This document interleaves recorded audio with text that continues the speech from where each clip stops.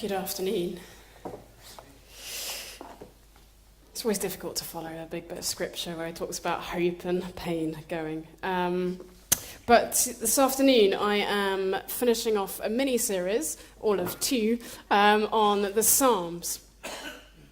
And last week I talked about lament, and the word lament is a passionate expression of grief and sorrow. I'm based mainly what I've been saying on the books of Walter Brueggemann. He was a great Old Testament scholar, and I do recommend his books. The book of Psalms represent all of Israel's speech towards God. It's their pain, it's their sorrow, it's their praise, it's their triumph, it's their losses, it's everything. And Brueggemann has categorized the book of Psalms, they're songs and hymns. There's over 150, and he's put them into three categories. And the first is Psalms of orientation. We got praise and new orientation. That's what I'm talking about. So Psalms of orientation are seasons of well-being, summer for the soul. They are the equivalent of Nina Simone's "Feeling Good." Birds flying high, you know how I feel. Sun in the sky, you know how I feel. Breeze drifting on by, you know how I feel. It's a new dawn, it's a new day, it's a new life, and I'm feeling good. Psalms of orientation, that's when it's summer for the soul. He then classes what I spoke about last week, which is Psalms of disorientation, seasons of anguish. Winter for the soul, where it is dark, where we're experiencing pain, where we are struggling in life. And then he talks about this category, which I think most of the Psalms you can see are either praise or new orientation. And this is a life consists of surprises. So it's springtime for the soul. So new orientation is from a place of pain and sorrow to a place of praise because something has happened. There's been a surprise, there's been an action, something has happened. So you see that within the Psalms. Quite often there's a couple that will start with, "Why have you left me?" And then they suddenly are in praise. And we're kind of like, what's going on there? And Brueggemann would talk about them being as something has happened, an action has happened. We don't know how long the time is between the pain and the praise, but something has happened and God has intervened. So last week, unfortunately, the sound didn't work for the recording for those of you that missed it, so I'm going to give a tiny glimpse of what I spoke about last week. I talked about lament, and I spoke about how our culture struggles to know what to do with pain. It struggles to know how to express it. We numb it. We try to eat things, drink things. We try to watch things that distract us all day long because we feel that we need to be silent in our pain. And sadly, I spoke about lament just before an incident in the UK happened. And we were at a point of despair and lament. We are encouraged not to be silent. We are encouraged to pray. We are encouraged to cry out to God, to ask him why. Because it is a faith-filled response to ask God to intervene in our pain. It is an act of faith. And I'm going to talk a little bit about what happened this week again later on. But this afternoon, I want to really briefly talk about praise and a new orientation and how praise and new orientation psalms can equip us for our daily living, our daily discipleship. So Psalms of orientation. Brueggemann illustrates that we have life in seasons, and we know this. We experience well-being, we know that we're content, and then we know that something happens, and then we can find a little bit more peace. So we move through the seasons. And he suggests that the Psalms of orientation are Psalms of direct praise, and we can see that through the Psalms, and Psalm 145 is a great example. And these types of psalms that we see that are full of praise are normally about things of like creation, so how good is the world God has created, and it's also about sometimes God's statutes and his laws, so his governing laws that he's put in place. And these are the things that you see these psalmists, these hymn writers, these songwriters talk about. So let's look at Psalm 145. And it says this: I will exalt you, my God, the King. I will praise your name forever and ever. Every day I will praise you and extol your name forever and ever. Great is the Lord and most worthy of praise. His greatness no one can fathom. One generation commends your works to another. They tell of your mighty acts. They speak of the glorious splendor of your majesty, and I will meditate on your wonderful works. They tell of the power of your awesome works, and I will proclaim your great deeds. They celebrate your abundant goodness and joyfully sing of your righteousness. The Lord is gracious and compassionate, slow to anger and rich in love. The Lord is good to all. He has compassion on all he has made. All your works praise you, Lord. Your faithful people extol you. They tell of the glory of your kingdom and speak of your might, so that all may know of your mighty acts and the glorious splendor of your kingdom. Your kingdom is an everlasting kingdom, and your dominion endures through all generations. The Lord is trustworthy in all he promises and faithful in all he does. The Lord upholds all who fall and lifts all who are bowed down. The eyes of all look to you, and you give them their food at the proper time. You open your hand and satisfy the desires of every living thing. The Lord is righteous in all his ways and faithful in all he does. The Lord is near to all who call on him in truth. He fulfills the desires of those who fear him. He hears their cry and saves them. The Lord watches over all who love him, but all the wicked he will destroy. My mouth will speak in praise of the Lord. Let every creature praise his holy name forever and ever. This psalmist has written a song, a hymn about God's creation and who God is. It's full of gratitude about God. And there's no movement in this psalm. So it is the same from beginning to end. It is confident and the person is content. Another example of a psalm of praise is Psalm 8. And it goes like this. Lord, our Lord, how majestic is your name in all the earth. You have set your glory in the heavens. Through the praise of children and infants, you have established a stronghold against your enemies, to silence the foe and the avenger. When I consider your heavens, the work of your fingers, the moon and the stars, which have set in place. What is mankind that you are mindful of them, human beings that you care for them? You have made them a little lower than the angels and crowned them with glory and honor. You made them rulers over the works of your hands. You put everything under their feet, all flocks and herds and the animals of the wild, the birds in the sky and the fish in the sea, all that swim the paths of the seas. Lord, O Lord, how majestic is your name in all the earth. You can kind of see where the feeling good lyrics came from there in Psalm 8, when it talks about all of creation.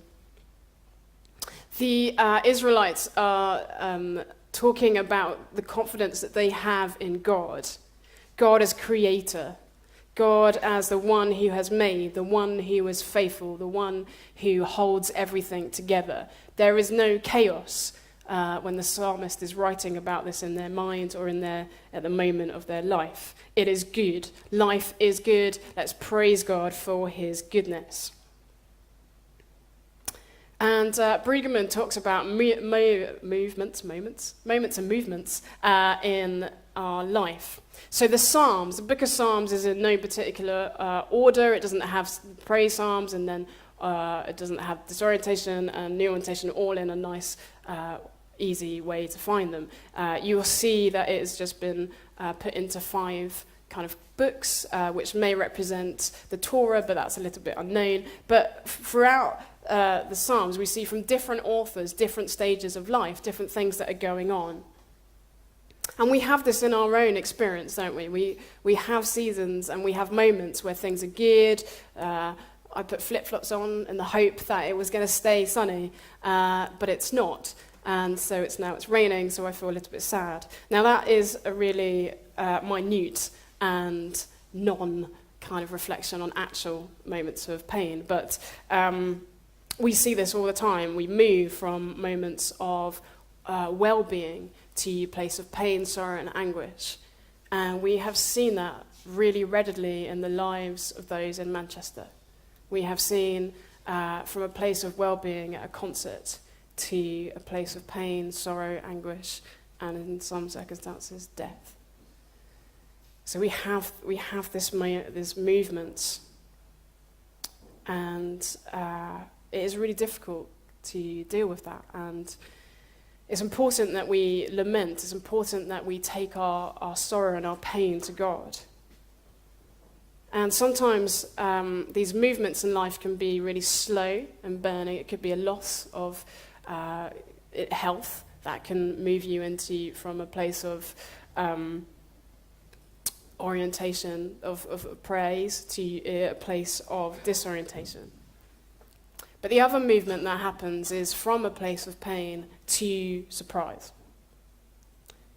So within the Psalms, we see these two things, these two movements, from praise to lament, from lament to new orientation, new praise. And Brueggemann makes a really important point that when you're praising in this point of new orientation, there's growth, something's changed. You're not harking back to this moment, this praise. This praise at this time was that praise.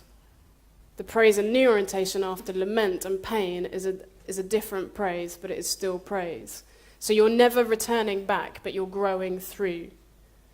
And it's a movement. And we see this in our own lives as well.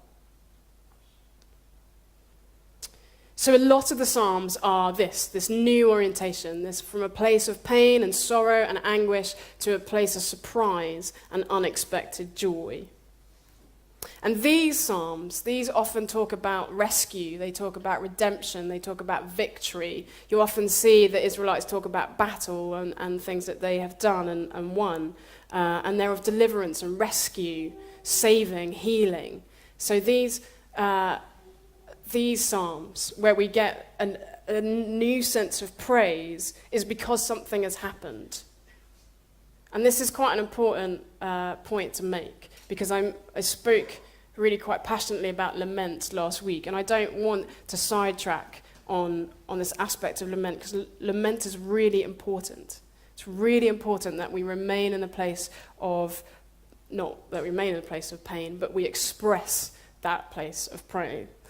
Before, we don't need to get ourselves out into this place of praise. Like God does that with us gently. Sometimes he acts really suddenly, and then something changes and we turn to hope and a future. So an example of a new orientation psalm is Psalm 30. So Psalm 30 says, I will exalt you, Lord, for you lifted me out of the depths and did not let my enemies gloat over me. Lord my God, I called to you for help and you healed me. You, Lord, brought me from the realm of the dead. You spared me from going down to the pit. Sing the praises of the Lord, you, his faithful people. Praise his holy name. For his anger lasts only a moment, but his favor lasts a lifetime. Weeping may stay for the night, but rejoicing comes in the morning. When I felt secure, I said, I shall never be shaken. Lord, when you favored me, you made my royal mountain stand firm. But when you hid your face, I was dismayed. To you, Lord, I called. To the Lord, I cried for mercy. What is gained if I am silent, if I go down to the pit? Will the dust praise you? Will it proclaim your faithfulness? Hear, Lord, and be merciful to me. Lord, be my help. You turn my wailing into dancing. You remove my sackcloth and clothe me with joy, that my heart may sing your praises and not be silent. Lord, my God, I will praise you forever. This is a clear example of a new orientation psalm. So the psalmist is saying of what God has done. It says, I will exalt you. You lifted me out of the depths. You healed me, and I have rejoicing. But there was weeping, and there was pain, and there was sorrow. So lament happened, sorrow happened, but the Lord did something. So another example of a thanksgiving praise, giving thanks for God for what he has done, is Psalm 138. And it says, I will praise you, Lord, with all my heart. Before the gods, I will sing your praise. I will bow down towards your holy temple. I will praise your name for your unfailing love and your faithfulness, for you have so exalted your solemn decree that it surpasses your fame. When I called, you answered me. You greatly emboldened me. May all the kings of the earth praise you, Lord, when they hear what you have decreed. May they sing of the ways of the Lord, for the glory of the Lord is great. Though the Lord is exalted, he looks kindly on the lowly. Though loftily, he sees them from afar. Though I walk in the midst of trouble, you preserve my life. You stretch out your hand against the anger of my foes. With your right hand you save me. The Lord will vindicate me. Your love, Lord, endures forever. Do not abandon the works of your hands. This again is a psalm that talks about deliverance and talks about God's kindness and his gentleness to us. The reason I wanted to talk about lament and praise and new orientation is that I think these key things equip us for discipleship. They equip us for everyday life because they acknowledge that we are in places of pain, we're in places where God has acted, and places of praise. And we can have times where we are doing really well and life is good, there is no chaos, and then something happens. And quite often, it's where something happens is where people lose faith and hope and despair. There are many of my friends that no longer go to church because something happened, they didn't know what to do with it, and they left. This is why I'm passionate about lament, because we got to direct our pain towards God, because he is faithful and he is true, and he will act. That is a fact, whichever way and how we see it, but he will always act. He will always respond to us in every circumstances, every season we are in. The Lord will respond to us. So I wanted to speak about praise and being in a place of new orientation. One of my favorite authors, I've read quite a few of her books, is Brené Brown. She's an American scholar. I know a few of you like her too. And she says this, it's the quote, which says, we cannot selectively numb emotions. When we numb the painful emotions, we also numb the positive emotions. So the reason that there are so many psalms of new orientation, of people praising God, is because they took their pain and their sorrow and they allowed the surprise to happen. They allowed the surprise to happen. In our culture, we try to numb. But by numbing, we also don't allow the God Almighty to move in our lives and to do something about it. So the Psalms of new orientation, they allow us to have a strong faith, a faith that can hold lament, a faith that allows God to do something and also allows us to praise in all times and in all situations. And when we talk about praise in all times and all situations, we're not talking about praise in a way that's like, suck it up, you know. It's not like, come on, you need to start praising. I want to see your dance. It's not that necessarily. The praise that we see quite often in all times and all situations within lament and also within new orientation is of God's faithfulness and his love. And it doesn't mean that what we felt and what we experienced in the pain is neglected. So it equips us. And one of the chapters that I read in Cafe Theology, and we did a hub last term on this, talked about God's sovereignty. And this is a really great chapter of his book. It's called Cafe Theology. It's by Michael Lloyd. And he writes about the goodness of God. And this is something that we need to hold firm to, really hold firm to in our current situation. God is good, creation is good, and God works within creation to root out its evil, that should be out, its evil, and to restore its goodness. So the news every few days is bombing and killing and destruction. It just seems like evil is everywhere at times. God has given us free will, which means that evil acts is permitted because we are able to love, we are able to encourage, and we are able to do the absolute opposite. We can hurt one another. And that's what we've seen this week, people choosing to hurt and not to love. The reaction in Manchester was an outpouring of love and grace and mercy, and it was amazing to hear the stories that come from that. And as we pray today, and I will continue and hope that we continue to pray for them. There was also a bombing in Egypt, and as Rory mentioned, also in Syria and in Afghanistan. The kindest thing that we can do is pray for those that need comfort and strength and support. But we need to be, as Christians, aware that there is a battle about the truth. There is a battle about who God is and who he says he is. We need to guard our hearts about the goodness of God. He never wanted anyone to suffer. We see this in the Garden of Eden, and we see it, and we heard Rory talk about Revelation. No more sorrow, no more pain, no more tears. That is a perfect relationship with God. No suffering. And we know that God can bring all goodness from any situation. And we see this because of the cross.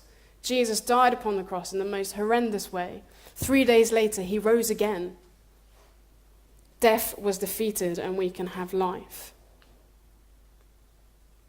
So God can bring good out of all situations. And we saw the good happening in Manchester. But he never wanted that to happen in the first place.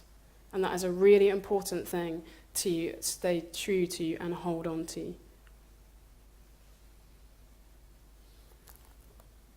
The important thing also to remember is that the resurrection did not cancel out the cross. So yes, Jesus was raised to life, and he had the victory, and he bore the pain and the sin of the world upon him. But he carried those scars. And the New Orientation Psalms help us to realize that as well. That Jesus carried the scars of the cross. So yes, God is good, and he brings out he can bring goodness in all situations. But it doesn't negate the pain that Jesus felt, and it doesn't negate the pain that we feel. And it's really important to recognize people's pain and suffering.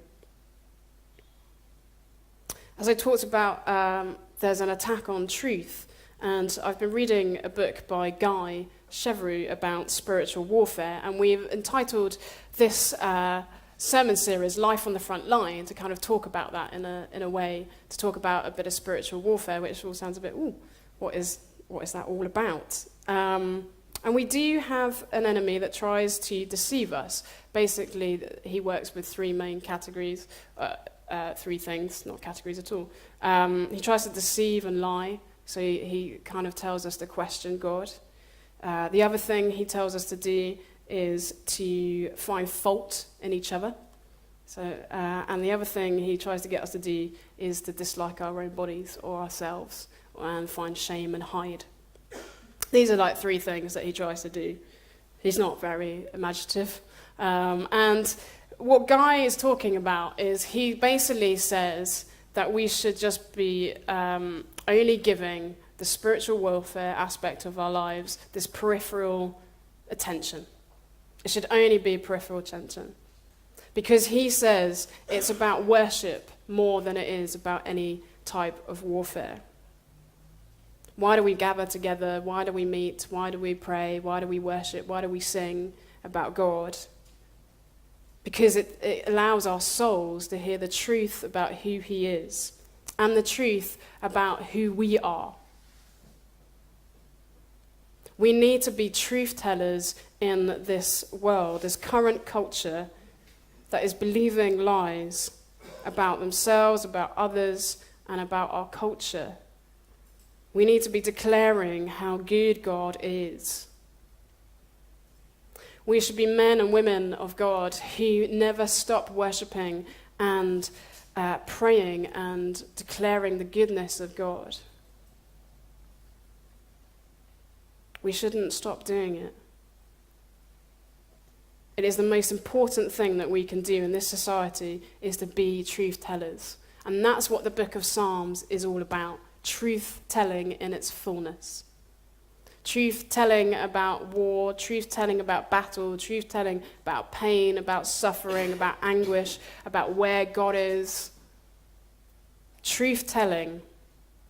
And then from that, they talk about the God who is faithful, who is loving, who is always there.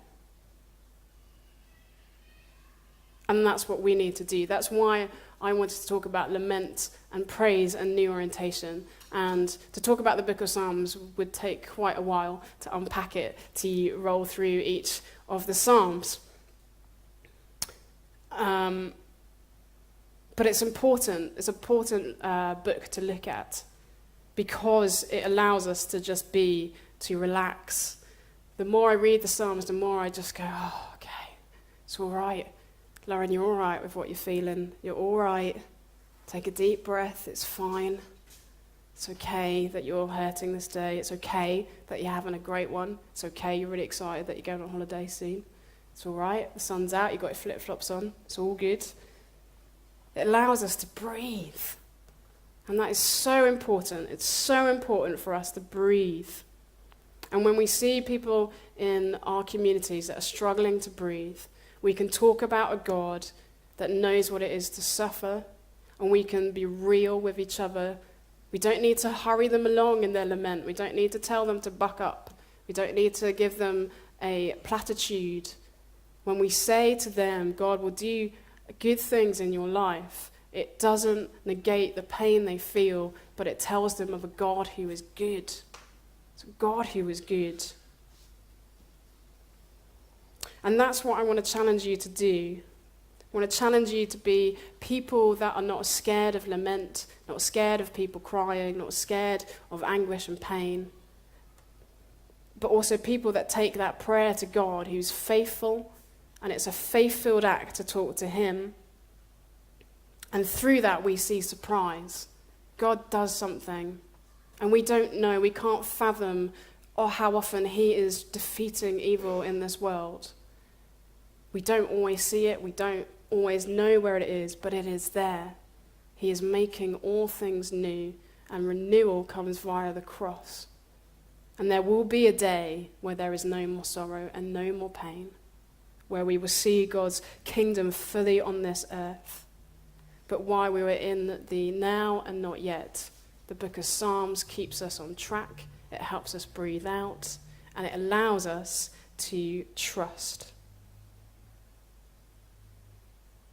Psalm 27 has been a real comfort to me over the last couple of years. And the psalmist ends his psalm with these words. I remain confident of this, that I will see the goodness of the Lord in the land of the living. Wait for the Lord, be strong and take heart, and wait for the Lord. I remain confident of this, that I will see the goodness of the Lord in the land of the living. Wait for the Lord, be strong and take heart, and wait for the Lord. And that is what I hope for and long for. That I will be confident through all stages of life, that I will see the goodness of the Lord in the land of the living, and that I will also wait for him to move. So wherever you find yourself in life, in a season of praise, in a season of lament, in a season of surprise, guard your hearts with the goodness of God. He is so good. He is so trustworthy. He is so faithful. He is so true. And keep telling one another about his goodness, because by doing that, we remember who we are. His image, his beloved, his loved ones, his sons, his daughters. In a world that doesn't know whether it's turning left or right, we can look straight ahead at the God who saves, rescues, comforts, the one that we adore because he is worthy of all praise. We sing praise, we celebrate praise, we dance, we shout for joy because God is worthy of it. He has proved himself through the whole of our lives and also through the lives of others, through generation after generation, his goodness. It's about his goodness and it's about his grace. I'm going to pray to finish.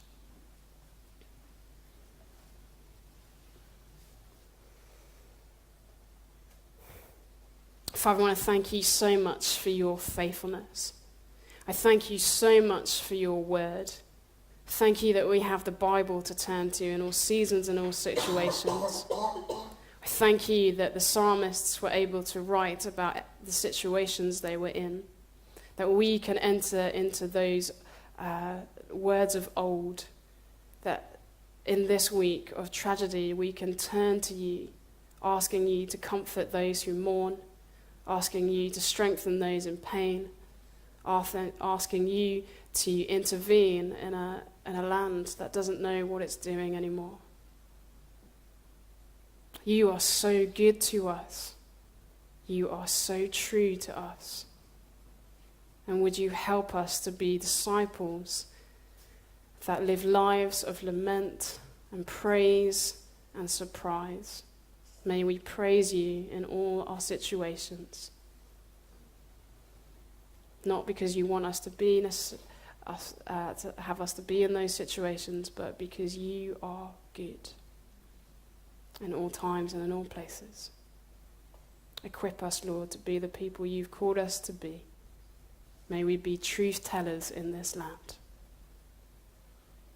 Amen.